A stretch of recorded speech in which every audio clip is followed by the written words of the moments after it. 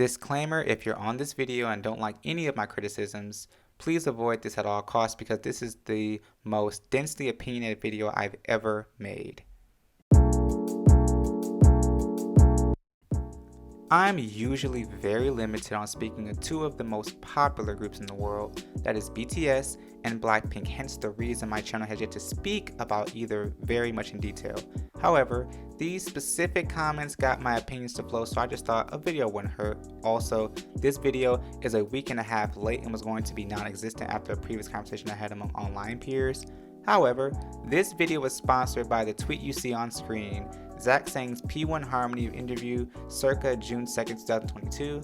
Thank you, Zach Sang, for resurrecting this video's chances. So from the recent interview from Rolling Stone, Blackpink spoke about their upcoming music expected to be Q3 of this year, which is also known as beginning of fall. This was the comment that was actually pulled from it, and keep in mind, so note that we don't know the actual tone of how things were said. You know how we're always given the phrase, it's not what you say but how you say it? Well, we're not given clarity as to how it was said, but we can go off of how Jennie is relatively reserved in interviews, that it wasn't malicious. And so today we're going to focus on the words said by the members in black and white print. We're going to bridge these two topics because one does have a relationship to the other. So let's start with the subtopic because it builds towards the latter, and if you want to skip, you can. I will give a title card as to where the main topic lies. But if you're still here, let's focus on what Jisoo mentioned of Blackpink's creative process. So Jisoo stated that, quote, "We don't just receive a completed song, we are involved from the beginning, building the blocks, adding this or that feeling, exchanging feedback, and this process of creating makes me feel proud of our music," end quote. Now, I pretty much have a mixed bag opinion of this comment, and it's not because I don't believe Jisoo or any of the members of Blackpink who would have said this. I take it up with, particularly speaking, the company itself. Blackpink's work on their team efforts has arguably been the most touchy subject surrounding the group. They sort of danced around this topic in past interviews, and it wasn't until Blackpink's Netflix documentary Live to the Sky which we got our first taste of insight. This was of course restrained insight due to the fact that it was focusing on the current success and fame and origins of Blackpink. The insight I'm talking about comes from comments made by Jennie in the opening scene, as she stated that they have songs, they just need to record them. While Teddy Park, who's been a head producer at the company for more than 15 years and responsible for most of their overall output, said that even though the fans want more and more, and although they have a lot stored, they're very particular about what they put out. YG Entertainment since the beginning of Blackpink's career has been very climate controlled, which is funny because this is a story as old as time for K-pop labels overall.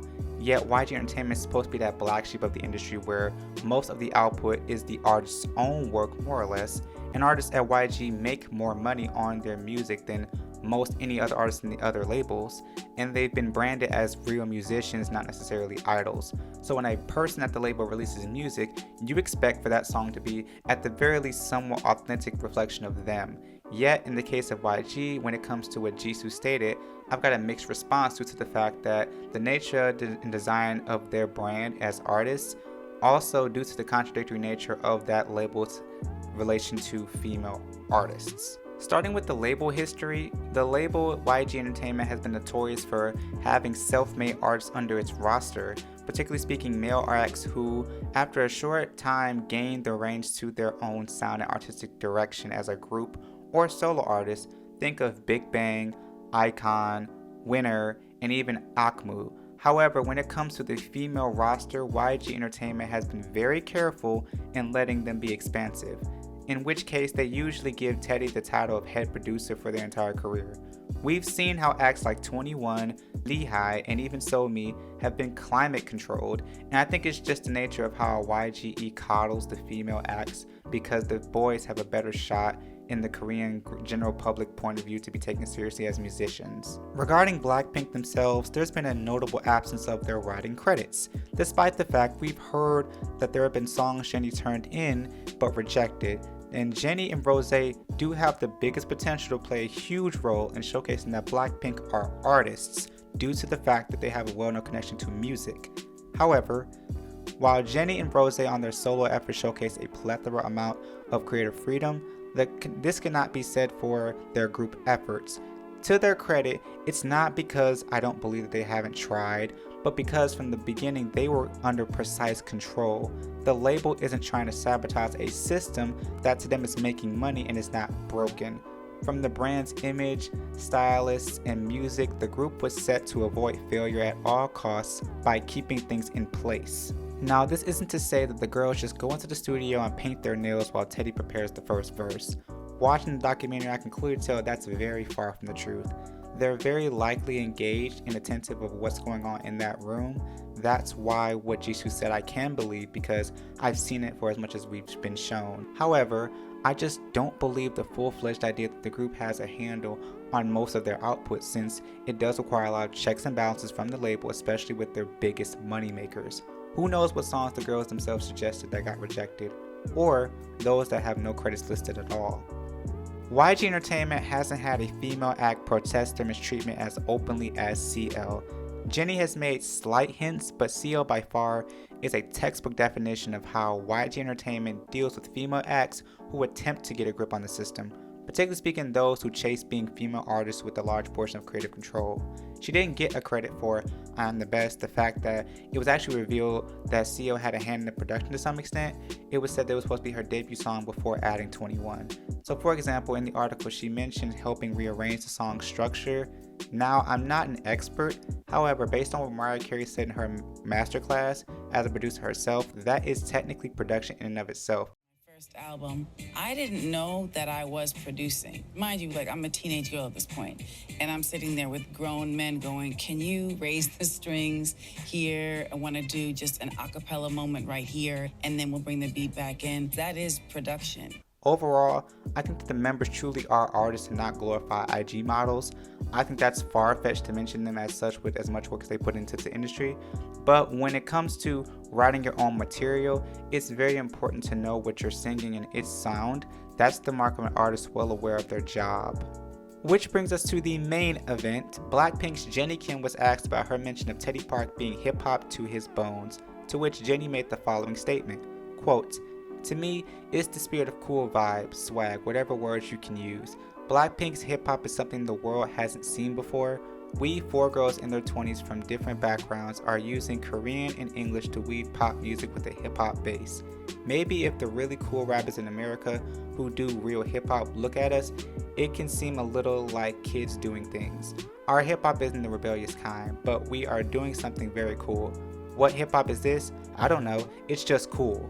Now granted, Jennie is a very intelligent woman and has spoken about being well aware of trying to do a particular genre of music fostered by Black American artists, which wouldn't be a plausible sell to a socially aware audience, as she mentioned vaguely in a Billboard magazine interview.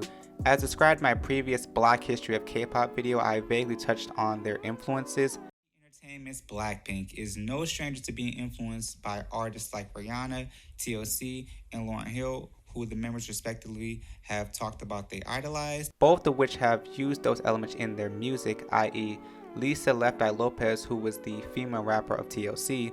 With those elements in mind, I do find the idea of hip-hop being an adjective to describe an action that is really a culture is where I raise my eyebrows a bit. We're going to ignore the mention of our hip-hop isn't the rebellious kind in terms of the tone it takes on regarding what is considered to be aggressive or very bold, because that just gives the faces of hip-hop, aka Black hip-hop artists, the image of dangerous, which is odd because in the same breath, being influenced by Lauryn Hill, listening to her music is a prime example that contradicts that statement. The description of making anything hip-hop hurts this because it's being used to describe a mood or aesthetic versus the music. Speaking of sound, regarding Blackpink sound, also YG Entertainment sound, YG Entertainment is a renowned hip-hop, R&B kind of label with indie parts too and also pop elements. But remember, Young Hoon-suk is a founding member of Blueprint group South-Taejeon Boys, which brought a piece of hip-hop to a larger audience in South Korea. Hence the reason Teddy Park himself was a part of the label, because he was also a hip-hop group member, and that should be fully understood. For context reasons, it should not be that surprising. Yet when you think of hip-hop for Blackpink, it's not as visible. Just because you're a rapper doesn't mean you're a hip-hop artist, to which Jennie is fully aware of, and that's why a person like Fergie, for example, can exist without being in a conversation for hip-hop. Blackpink's hip-hop is foundationally very vague. When you analyze their discography, you can say it's very lightly laced, which is accurate based on How You Like That and Pretty Savage. Those were the missing pieces of hip-hop tinges that Blackpink were missing from their musical identity for about 4 years of their career. However, I do believe when talking about a YG Entertainment group, you cannot ignore the hip-hop influences playing a role. Overall, I believe this entire fiasco that sparked on social media wasn't for nothing. If anything, this topic has prevailed for a while. Finding the video of P1 Harmony being aware of cultural appropriation despite most of their members being from Korea throws a curveball in the PR dodging that fans and labels pull at times.